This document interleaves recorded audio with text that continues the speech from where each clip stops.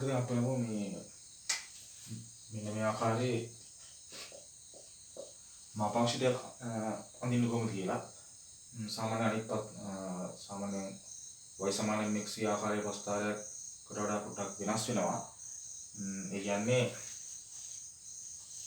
යම්කිසි ස්ථානයකදී මෙන්න මේ වගේ ප්‍රස්තාරයේ හැරිලා ගමන් කරන විදිහට ප්‍රස්තාරයකදී අපි මුලින් බලමු මේ මාපාංශයෙන් වෙන්නේ මොකක්ද කියලා.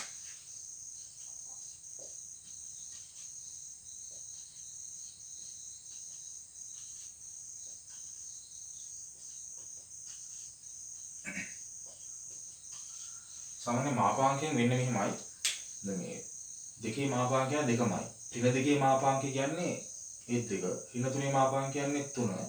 තුනේ මාපාංකය කියන්නේ 3. කියන්නේ මේ මාපාංකය ඇතුලේ කොටසේ එයා බිඳුවට අඩු සංඛ්‍යාව කියන්නේ ඍණ සංඛ්‍යාවක් නම් මේ මාපාංකෙ මොකද කරන්නේ? මාපාංකෙත් ඍණ ලකුණක් දෙනවා. මාපාංකෙත් ඍණ ලකුණක් දීලා මෙයාව ධන කරලා තමයි උත්තරේ දෙන්නේ. දැන් මේකේ මාපාංකය ඇතුලේ තියෙන කොටස ඍණ හින්දා මාපාංකේ ඍණ ලකුණක් දීලා එයාව ධන කරලා තමයි දීලා තින්නේ. දැන් ඒකේ ඇතුලේ කොටස ධන නම් එහෙම දෙන උත්තරේ දෙනවා.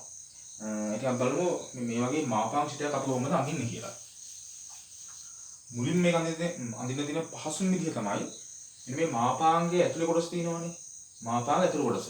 දැන් අපිට මේ වගේ ඉලක්කමක් පිළිදි දුන්නොත් එහෙම ගන්න හදන්න ප්‍රශ්නයක් නෑ. හැබැයි එයාව මම දැන් කියන එකට දාලා කරගන්න එපා. ඒ කියන්නේ මේ මාපාංක ඇතුලේ තියෙන කොටස සමාන කරන බිඳුවට. ඒ වගේ බිඳුව සමාන කරද්දී මේ වගේ ලකමක් තිබුණොත් එයාව සම්බන්ධ කරගන්නේ නැහැ. මාපාංක ඇතුලේ තියෙන කොටස විතරයි බිඳුවට සමාන කරගන්නේ. එතකොට වෙන්නේ උත්තරේ 1. x වලට උත්තරේ එන්නේ 1. ඒ කියන්නේ අපි මේ අඳින ප්‍රස්තාරයේ මේ ආකාර ප්‍රස්තාරයක් එන්නේ හැරිලා ගමන් කරන්නේ x සමානයි කියේදී. හරි. ඉතින් මේ ප්‍රස්තාරයේ කොටස් දෙකකට කඩනවා x සමාන 1ේදී. ඒක නිසා මේ ප්‍රස්තාර මම මෙන්න මේ ආකාරයට කොටස් දෙකකට වෙන් කර ගන්නවා. එකට වඩා විශාල ටික වෙනම. එකට වඩා කුඩා ටික වෙනම. එකේදීත් y වලට එන අපි හොයාගමු. හරි. දැන් බලන්න x වලගේ එකට වඩා වැඩි වුණාන් පස්සේ x වලගේ එකට වඩා වැඩි වුණාන් පස්සේ මේ මාපාංගය ඇතුලේ තියෙන හැමදෙස්සෙම ධන. ඒක නිසා ඒ වෙලාවට මේ මාපාංගයේ ඍණ ලකුණක් දෙන්නේ නැහැ. ওই විදිහටමයි තියෙන්නේ. මොකද වෙනසක් වෙන්නේ නැහැ. x සමාන 1 ආදේශ කරලා පස්සේ වань වෙනවා. මෙතන y සමානයි බිඳුව වෙන්නේ. ඊට පස්සේ x වලගේ එකට වඩා අඩු වුණාන් පස්සේ x වලගේ එකට වඩා අඩු වුණාන් පස්සේ මෙතන හැමදෙස්සෙම මේ මාපාංගය ඇතුලේ තියෙන ඍණ සංඛ්‍යාවක්. ඍණ සංඛ්‍යාවක් හින්දා මේ මාපාංගයේ මොකද කරන්නේ? මාපාංගයට ඍණ ලකුණක් දෙනවා. එතකොට මේ අත තියෙන කොටස ඍණ ලකුණෙන් ගුණ වෙලා තමයි අපිට සිතේ ලැබෙන්නේ. දැන් මෙන්න මේ ටික අපි ඇඳගත්තා. හරි.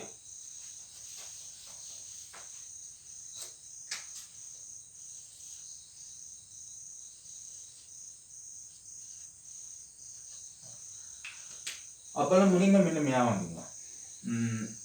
y සමානයි x ඍණ 1. ඉතින් මේක අපිට අඳින සාමාන්‍ය කණ්ඩායම දෙකක් තිබුණ නම් ඇති. x බිඳුවේදී y අගය හොයාගන්න, y බිඳුවේදී x අගය හොයාගන්න. මම මුලින්ම x වල බිඳුව දැම්මයන් පස්සේ y වලට එන ඍණ 1. මේක හරහා ගමන් ගන්න ඕනේ. ඊට පස්සේ y වලට දාන්න බිඳුව. එතකොට x වලට එන්නේ 1.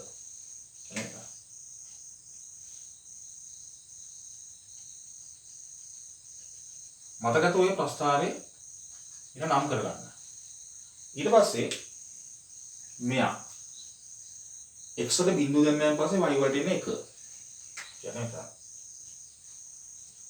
y වලට බිඳුව දැම්මයන් පස්සේ x වලට එන්නේ 1. යන්නේ මෙතන. මේ ප්‍රස්තාරයත් මේ ආකාරයට නම් කරගන්න. දැන් වන්ට වෙනවා අපි මේ ගත්තු අගය يعني x සමාන 1 කියන අගය එතනදී හරියටම අපි මේ ඇඳපු කඩගිනි දෙක ඡේදනය වෙනවා. මේක සාමාන්‍යයෙන් ඔයගලන්ට තර්ක කරලා අඳින්නත් පුළුවන් හරිම ක්‍රමය මේක. දැන් බලන්න x කියන එක එකට වඩා අඩු පරාසයේදී x කියන එකට වඩා අඩු පරාසයේදී වළංගු වෙන්නේ මෙන්න මේ ප්‍රස්තාරය. කියන්නේ මෙයා x කියන එක එකට වඩා වැඩි වුණාන් පස්සේ වළංගු වෙන්නේ මෙන්න මේ ප්‍රස්ථාරය y සමානයි x ධන 1.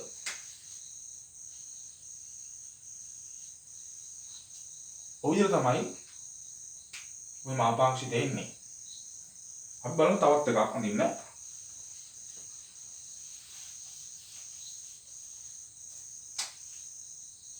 මම මේක ඔයගලන්ට ඊගාවට ඇඳලා පෙන්නනවා නම් y සමාන x ධන 1 කියන මාපාංශිතේ.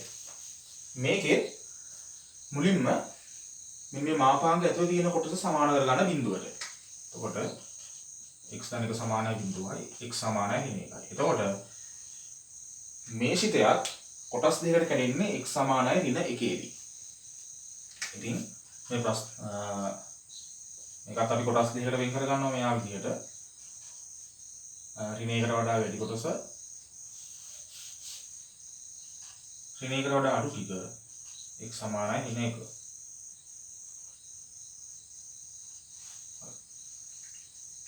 අපි බලමු x වලගේ මෙතන ඍණ 1කට වඩා වැඩි වුණාන් පස්සේ වන්න පේනවා මේ මාපාංකය ඇතුලේ කොටස ධනයි.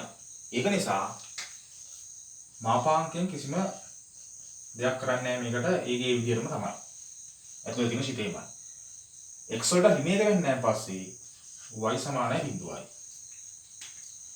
x වලගේ හැබැයි ඍණ 1කට වඩා අඩු වුණාන් පස්සේ මේ මාපාංකය ඇතුලේ තියෙන කොටස බිඳුවට වඩා අඩු වෙනවා. බිඳුවට වඩා අඩු වුණාන් පස්සේ මාපාංකය මොකද කරන්නේ? මාපාංකය ත්‍රිලකුණේ ගුණ කරලා දානවා. එතකොට මේ ඇතුලේ තියෙන ශිතේ සම්පූර්ණයෙන්ම ඍණෙන් ගුණ වෙනවා. ඔයාලට එන්නේ. හරි. අපි දැන් බලමු ඔබත් ඇඳගන්න මේ ආකාරය. මුලින්ම y සමාන x ධන 1. එතනදී x බිඳුව කරලා y වල ගිහා ගන්න. x බිඳුව කරාන් පස්සේ y 1යි. y බිඳුව කරාන් පස්සේ x ඍණ 1යි.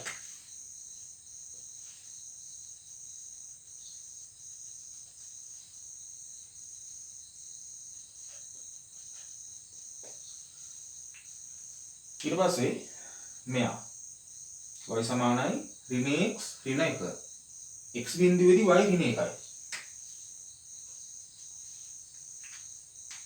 y බිඳුවේදී x ඍණ 1යි. කියන්නේ මෙන්න මේ දෙක හරහා මෙයා ගමන් ගන්නවා.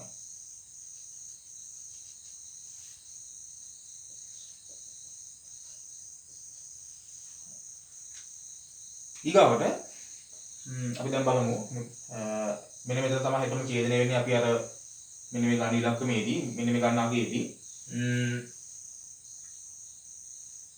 එකට වඩා අඩු ටිකේදී මෙයා ඍණ 1කට වඩා අඩු කොටසදී මෙයා එන්නේ, ඍණ 1කට වඩා වැඩි ටිකේදී මෙයා එන්නේ. කියන්නේ ඍණ 1කට වඩා මෙහා පැත්තෙන් මෙන්න මේ ප්‍රස්ථාරය තියෙනවානේ. ඍණ 1කට වඩා මෙහා පැත්තේ මේ ප්‍රස්ථාරය තියෙනවා.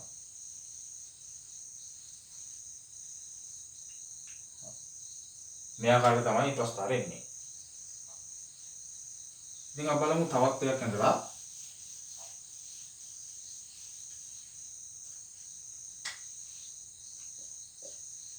එන්න මේ වගේ එකක්.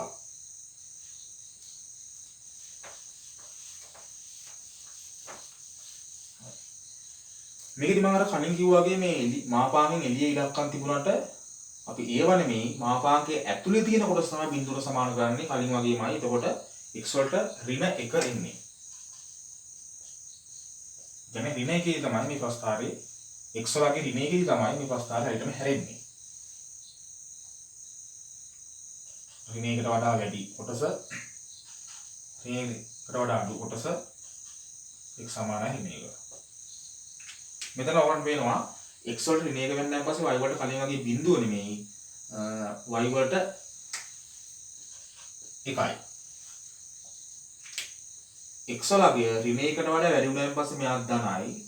එතකොට y සමානයි x ධන 1 ධන 1. මෙතන තියෙන ධන 1. එතකොට y සමානයි x ධන 2යි. ඊට පස්සේ x වලගේ ඍණ 1කට වඩා අඩු වුණාන් පස්සේ x වලගේ ර්ණ 1කට වඩා අඩු වුණාන් පස්සේ මේ ඇතුළේ කොටස ඍණ වෙනවා. එතකොට මෙයා ඍණ 1 වුණාන් පස්සේ ඍණ x ඍණ 1 ධන 1. ඉතින් මේ කැපිලා ගිහිල්ලා y සමානයි ඍණ x. ඔන්න ආකාරයටයි මේ ප්‍රස්ථාරය ඉන්නේ. ඉතින් අපි බලමු ඕක කණ්ඩායම් තලයක දැන් අඳ ගන්න.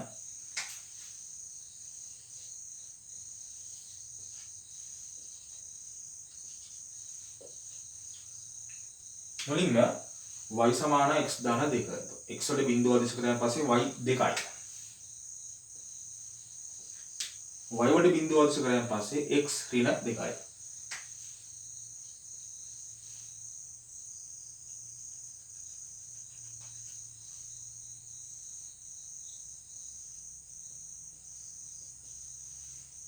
ඊගාවට මෙයා x වලට බිඳුව අදිශ කරාන් පස්සේ y බිඳුවයි. කියන්නේ මෙයා හිතමු මූල ලක්ෂ්‍ය හරහා ගමන් ගන්නවා. දැන් y වලට බිඳුව ආශ කරත් x වල බිඳුවම නෙන්නේ. ඒක නිසා මම මේකට වෙනින් ඛණ්ඩාංගයක ආදේශ කර ගන්නවා. x වලට 1 ආදේශ කරාන් පස්සේ y ඍණ 1යි. x වලගේ 1 වෙද්දී y වලගේ ඍණ 1යි.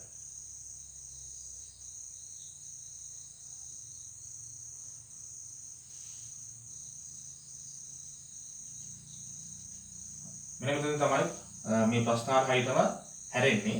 මේ ප්‍රස්ථාරෙත් අපි නම ලියවමු. මේ ප්‍රස්ථාරෙත් අපි සමීකරණ ලියවමු. මෙන්න මෙතන ලක්ෂ්‍ය අපිට පහසුවෙන් හඳුනා ගන්න පුළුවන්. මෙතන ඉන්නේ x වලගේ නම් ඍණ 1යි, y වලගේ 1යි. ප්‍රස්ථාරය හැරෙන්නේ ඍණ 1ේදී 1ේදී. ඉතින් ඍණ 1කට වඩා අඩු ටිකේදී, ඍණ 1කට වඩා අඩු පරාසයේදී y සමානයි ඍණ x කියන ප්‍රස්ථාරය ඉන්නේ. ඍණ 1කට වඩා වැඩි ටිකේදී y සමානයි x ධන 2 ඉන්නේ.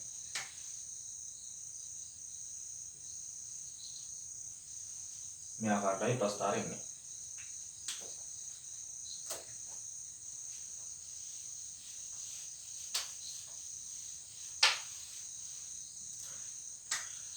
ඊට අපි තාත්තට බලමු මෙන්න මේක. මෙන්න මේ මාපාංශ තියන්න ගන්න අපි බලමු කොහොමද කියලා. මේකෙත් දැන් ඔයාලට දා ගන්න පුළුවන් මෙන්න මේ කොටස බිඳුවට සමාන කරාන් පස්සේ x සමානයි 1 ලැබෙන්නේ. ඒ කියන්නේ මේ ප්‍රස්ථාරය හැරෙන්නේ x සමානයි 1. ඉතින් එකට වඩා වැඩි පරාසය, එකට වඩා අඩු පරාසය x සමානයි 1. x වලගේ එකට වඩා වැඩි වුණාන් පස්සේ මාපාංකයේ ඇතුලේ තියෙන කොටස ධන වෙනවා. ඒ කියන්නේ මාපාංකයෙන් ඍණ ලකුණක් දෙන්නේ නැහැ. හැබැයි එළිය ඍණ ලකුණක් තියෙන හින්දා මේ ටික ඍණ ගුණ වෙන්න ඕනේ. එතකොට ඍණ ගුණ වුණාන් පස්සේ ඍණ x ධන 1 වෙනවා.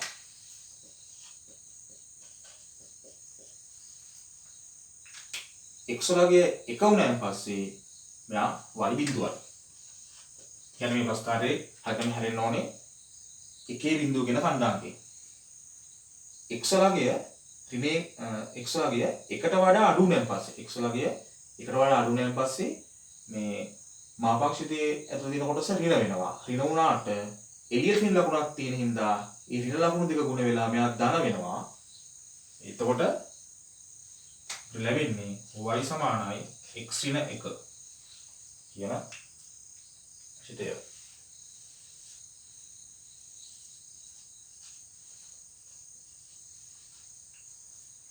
අපල මේ කාට මේක ගන්න ඇඳ ගන්න x වලට බිඳුව අදිශ කරාන් පස්සේ y 1යි. y වලට බිඳුව අදිශ කරාන් පස්සේ x 1යි.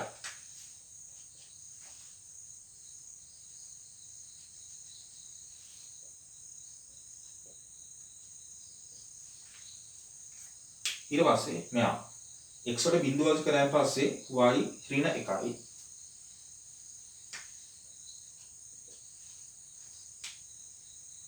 y වලට බිඳුව ආදේශ කරාන් පස්සේ x 1යි.